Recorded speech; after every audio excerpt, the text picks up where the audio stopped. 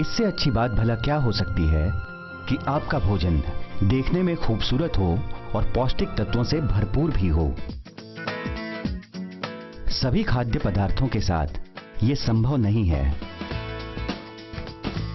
पर सलाद आपकी ये शर्त पूरी कर सकता है। सलाद से होने वाले फायदों के चलते ये जरूरी है कि हम अपने खान पान में सलाद को ज्यादा मात्रा में शामिल करें। सबसे पहले हम अपनी आंखों से भोजन करते हैं। अक्सर देखा जाता है कि हमारी आंखों को अच्छा लगने वाला भोजन हमारी ग्रंथियों को भी जरूर अच्छा लगता है। ऐसे में सलाद से सुंदर दिखने वाला भला कौन सा भोजन हो सकता है, परंतु फिर भी हम सलाद खाने से परहेज करते हैं। हमारे देश में सलाद खाने का प्रचलन इतना कम है कि एक सर्वे के अनुसार 2% से भी कम भारतीय नियमित रूप से सलाद का सेवन करते हैं। आज की कड़ी में हम बात करेंगे सलाद के रूप में प्रचलित हो रही सब्जी लाल मूली की। सलाद में प्रमुख स्थान रखने वाली लाल मूली स्वास्थ्य की दृष्टि से भी बहुत लाभदायक एवं गुणकारी है। आजकल ये कहना कि मूली की कृषि एक निर्धारित मौसम में ही करना उचित है पूरी तरह से सटीक नहीं होगा, क्योंकि मूली की कई अन्य किस्मों के विपरीत लाल मूली हमें हर मौसम में उपलब्ध हो जाती है। किसान भी अपने खेत के एक छोटे से भाग में अन्य विशिष्ट सब्जियों के साथ लाल मूली की कृषि साल भर करके अच्छा मुनाफा प्राप्त कर सकते हैं। तो आइए नजर डालें लाल मूली की कृषि पर। लाल मूली एक अनोखी मूली है। चिकनी बाहरी परत और हल्के लाल रंग के कारण ये देखने में बहुत आकर्षक लगती है। खाने में इसका स्वाद थोड़ा मीठा होता है। लाल मूली को उगाना बिल्कुल भी मुश्किल नहीं है। इसे अन्य विशिष्ट सब्जी उगाने वाले किसान बहुत आसानी से उगा लेते हैं। आज भारत में लाल मूली की व्यावसायिक कृषि कई राज्यों में की जा रही है, जैसे पश्चिम बंगाल, बिहार, उत्तर प्रदेश, पंजाब, आसाम, हरियाणा, हिमाचल प्रदेश और महाराष्ट्र। लाल मूली को वैसे तो किसी भी मौसम में उगाया जा सकता है, पर लाल मूली की कृषि उन क्षेत्रों में आसानी से की जा सकती है जहां का मौसम तुलनात्मक रूप से ठंडा रहता हो। 10 से 15 डिग्री सेल्सियस के बीच का तापमान लाल मूली की कृषि के लिए उपयुक्त माना जाता है। 20 से 30 डिग्री सेल्सियस के बीच भी लाल मूली के बीजों का अंकुरण होना संभव है, लेकिन पौध के सफल विकास के लिए 10 से 15 डिग्री सेल्सियस के बीच का तापमान आवश्यक है। कई संकर प्रजातियों को गर्म क्षेत्रों में भी सफलतापूर्वक उगाया जा सकता है। आपके क्षेत्र का वातावरण और तापमान के अनुसार उपयुक्त किस्म का चयन करना बहुत जरूरी है। अगर सही किस्म का चयन किया जाए तो मूली को लगभग हर क्षेत्र में उगाया जा सकता है। अगर आपके क्षेत्र का तापमान लाल मूली की कृषि के लिए उपयुक्त है तो आप एक बार इसकी कृषि करने का प्रयास जरूर करें। जहां मैदानी इलाकों में इसके बीजों की बुआई सितंबर से जनवरी के महीने के बीच की जाती है, वहीं पहाड़ी इलाकों में इसकी बुआई मार्च से अगस्त के बीच की जाती है। औसत दर्जे के तापमान में इसे साल भर उगाया जा सकता है, लेकिन उच्च गुणवत्ता वाली फसल नवंबर से दिसंबर के मध्य बीज रोपित करने से ही प्राप्त होगी। बुआई के लिए महाराष्ट्र में अप्रैल से जून और अक्टूबर से दिसंबर के बीच का समय उत्तम है। कर्नाटक, तमिलनाडु और आंध्र प्रदेश के लिए मार्च से अगस्त के बीच का समय उत्तम होता है। लाल मूली के लिए बलुई और हल्की बलुई दोमट मिट्टी को उपयुक्त माना जाता है। यदि मिट्टी भारी हो तो लाल मूली का सही विकास नहीं हो पाता है। भारी मिट्टी में रेत और राख मिलाकर इसे लाल मूली की कृषि उपयुक्त बनाया जा सकता है। मूली की कृषि के लिए मिट्टी का पीएच मान 5.5 से 6.8 के बीच होना चाहिए। मिट्टी की जांच आप अपने नजदीकी कृषि विज्ञान केंद्र में करवा सकते हैं। मिट्टी जांच के पश्चात आपको किस खाद का कितनी मात्रा में इस्तेमाल करना है, इसका सही अंदाजा मिल जाता है।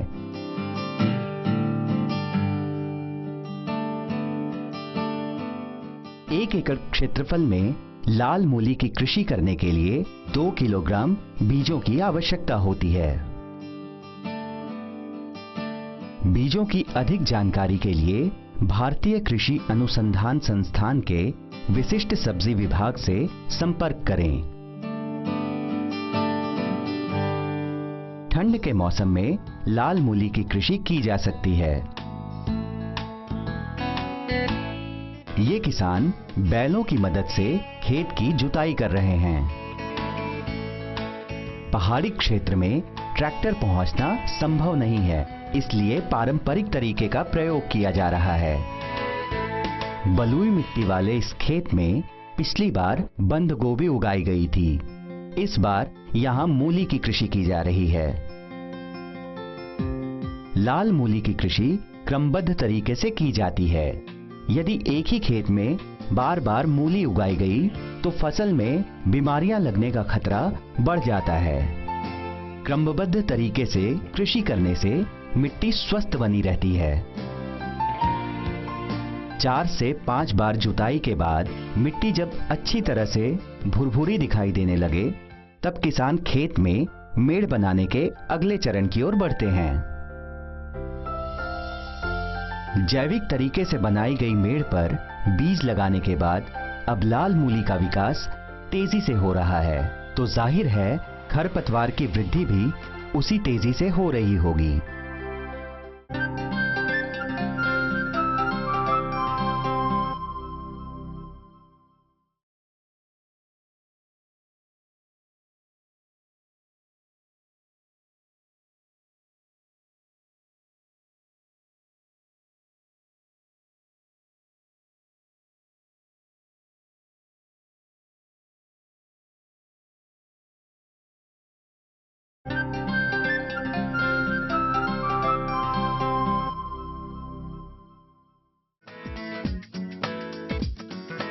ये किसान विशिष्ट सब्जी उगाने में माहिर हैं।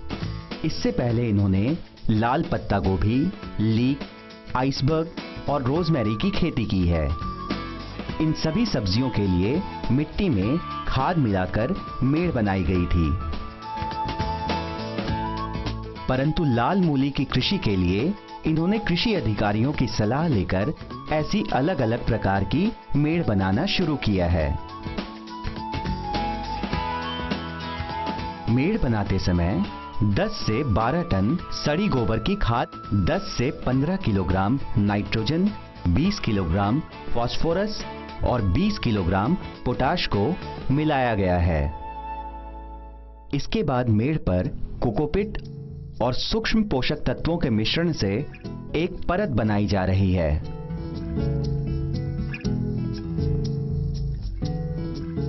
मेड़ की लंबाई 30 फुट, चौड़ाई 1.5 फुट और ऊंचाई 30 सेंटीमीटर रखी जाती है। जब मेड़ तैयार हो जाए तब किसान तुरंत बीजों की बुआई करना प्रारंभ कर देते हैं। इस कोकोपीट की परत चढ़ी मेड़ में बीजों को 1.5 से 3 सेंटीमीटर की गहराई में लगा दिया जाता है। बीज से बीज की दूरी 8 से 10 सेंटीमीटर और रेखा से रेखा की दूरी 30 सेंटीमीटर रखी जाती है। इस तरह कम अंतर रखकर 2.5 किलोग्राम बीजों से निकट भविष्य में 28 से 30 टन मूली की प्राप्ति संभव है।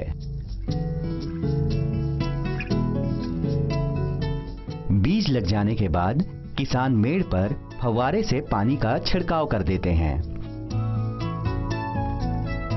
अब बीजों का अंकुरण प्रारंभ हो गया है।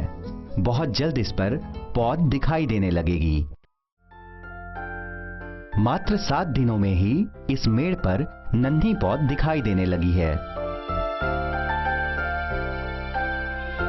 लगाए गए बीजों में से 80% बीजों का अंकुरण हो जाता है, इसलिए पहले ही थोड़े अधिक बीजों की बुआई की गई थी। लाल मूली की निरंतर उपलब्धता को बनाए रखने के लिए किसानों को पहली बुआई के 15 दिन बाद दूसरी मेड़ पर बीज लगा देना चाहिए। जैविक तरीके से बनाई गई मेड़ पर बीज लगाने के बाद अब लाल मूली का विकास तेजी से हो रहा है, तो जाहिर है खरपतवार की वृद्धि भी उसी तेजी से हो रही होगी। लाल मूली की फसल में 4 से 5 बार साफ सफाई की आवश्यकता होती है। पहली 7 से 8 दिन में, फिर 20 दिन में और फिर 30 से 35 दिन में। किसानों को हर 8 से 10 दिन में खरपतवार की निकोनी करनी चाहिए। लाल मूली जड़ वाली उपज है। यदि इसके आसपास खरपतवार अधिक हो जाए तो ये खरपतवार जमीन से पोषक तत्वों को बहुत तेजी से खींच लेती हैं। चूंकि लाल मूली की फसल जमीन के अंदर होती है, अतः खरपतवार इसके लिए बहुत नुकसानदायी हो सकती है। ये मूली की वृद्धि को रोकती है और जड़ों में लगने वाले रोगों का भी खतरा बढ़ जाता है, जिसके परिणाम स्वरूप फसल की पैदावार में भी काफी गिरावट आ सकती है। इसलिए इनका सही चरणों में खरपतवार की साफ सफाई बहुत आवश्यक है। लाल मूली के खेत में पानी हर दूसरे दिन डालना चाहिए। छोटे से भाग में लाल मूली लगाने के कारण किसान फव्वारे से ही पानी का छिड़काव कर रहे हैं। मेड़ की मिट्टी में नमी बरकरार रखना अत्यंत आवश्यक है। यदि मिट्टी अधिक समय के लिए शुष्क रह जाए तो पौधे सूख जाएंगे। इस बात का भी विशेष ध्यान रखना चाहिए कि मिट्टी में पानी का ठहराव ना हो पाए। पानी के ठहराव से मूली की फसल सड़ सकती है और इसमें कई बीमारियां भी लग सकती हैं। खेत की सिंचाई भले ही किसी भी प्रणाली से हो रही हो, बस इस बात का ध्यान रखें कि पानी निरंतर संतुलित मात्रा में डाला जाए। खेत में सिंचाई के लिए पानी की मात्रा क्षेत्र की मिट्टी और मौसम पर निर्भर करती है, पर अंदाजन गर्मियों में दिन में 1 बार और सर्दियों में 2 दिन में 1 बार पानी डालना उचित माना जाता है। किसान खेत का समय दर समय निरीक्षण करते रहते हैं। फसल की वृद्धि पर इनकी नजर हमेशा बनी रहती है। अच्छी फसल उगाए जाने से न सिर्फ इन्हें अच्छे दाम मिलते हैं, बल्कि इन्हें नया आत्मसम्मान भी मिलता है। पूरी निष्ठा और लगन के साथ ये किसान अपने खेत में विशिष्ट सब्जियों को एक नई सृजनात्मक सोच के साथ उगाते हैं। किसान समय दर समय केचुए वाली खाद की पानी व गौमूत्र को पानी में मिलाकर खेत में इसका छिड़काव करते हैं। केचुए वाली खाद का पानी एक जैविक कीटनाशक है जो खाद बनाते समय प्राप्त होता है।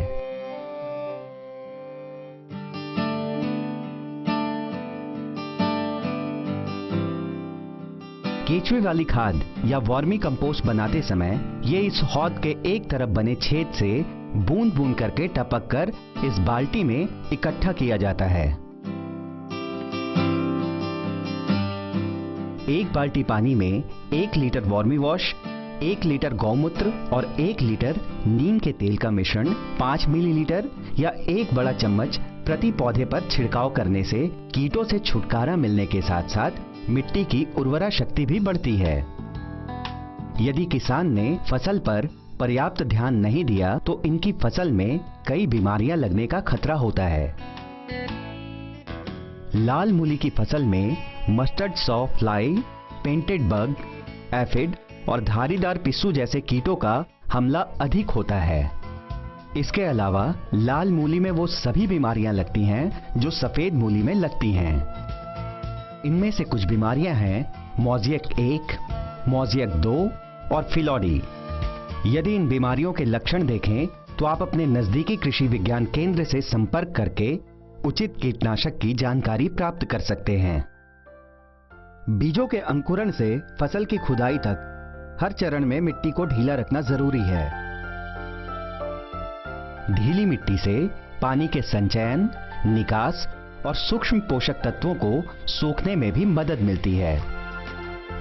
जरूरत अनुसार या हर 7 दिन में एक बार निराई गुड़ाई करना एक जरूरी क्रिया है। निराई गुड़ाई करते समय फसल को नुकसान ना पहुंचे, इस बात का खास ध्यान रखा जा रहा है। अनुभवी किसानों को पौधों के आकार और जमीन की सतह पर लाल मूली के उभरे हुए हिस्से को देखकर ही ये पता चल जाता है कि फसल अब तैयार है।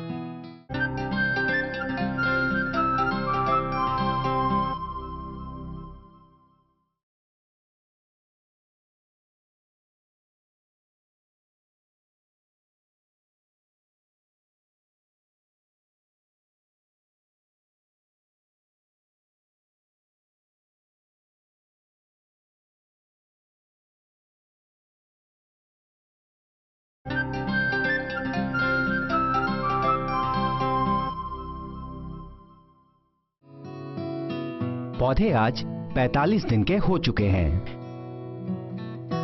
निरीक्षण करके किसान ये सुनिश्चित कर रहे हैं कि पैदावार अच्छी हुई है। ये लाल मूली की बढ़वार का समय है।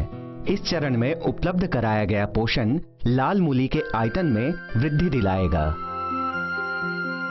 इन बढ़वार के दिनों में किसान 10 किलोग्राम नाइट्रोजन को पर एकड़ के हिसाब से पौधों को उपलब्ध कराते हैं। इसे तकनीकी तौर पर टॉप ड्रेसिंग भी कहते हैं। टॉप ड्रेसिंग करने के बाद मेड़ पर तुरंत पानी डाल दिया जाता है। अनुभवी किसानों को पौधों के आकार और जमीन की सतह पर लाल मूली के उभरे हुए हिस्से को देखकर ही ये पता चल जाता है कि फसल अब तैयार है।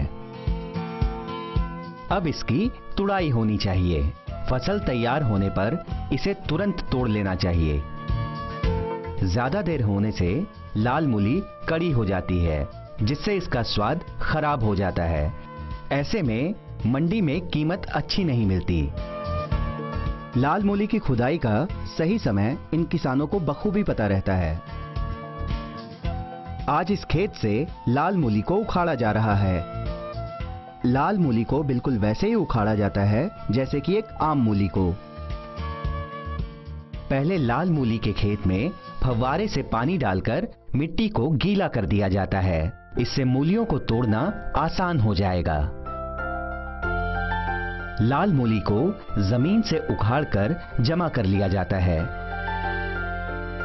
मिट्टी को हल्का हल्का झटक कर क्रेट में रखा जा रहा है। अधिकतर किसान जो विशिष्ट सब्जी उगाते हैं उन्हें मंडी से ऑर्डर आ ही जाता है। मंडी भाव पर नजर रखने से भी अपने माल को बेचने में फायदा होता है। अब ये इन्हें धोने के लिए हौद में ले जाते हैं। लाल मूली की फसल को अच्छी तरह से हौद में धोकर लगी हुई मिट्टी को साफ कर दिया जाता है। मंडी में सुंदर और साफ सुथरी लाल मूली की ही मांग है, इसलिए इतनी मेहनत से लाल मूली को धोया जा रहा है। अब ये तैयार हैं अपने अगले सफर के लिए। भारत में विशिष्ट सब्जियों की बहुत मांग है, इसलिए विशिष्ट सब्जी उगाने वाले किसान एक साथ 3 से 4 सब्जियां उगाते हैं। ये किसान अन्य विशिष्ट सब्जियों के साथ मंडी में लाल मूली को भी भेज रहे हैं। ऐसा करने से मंडी को अधिक विविधता भी दे पाते हैं और ग्राहक को बांध कर भी रख पाते हैं। मंडी में अपना माल हमेशा जाता रहे, इसलिए चरणबद्ध तरीके से बुआई करना जरूरी क्रिया है। आमतौर पर किसान 1 एकड़ क्षेत्रफल से 28 से 30 टन लाल मूली उगा लेते हैं। मूल्य यदि 50 रुपए प्रति किलोग्राम भी पकड़ा जाए, तब भी किसान अच्छा मुनाफा कमाकर संपन्न रह सकते हैं।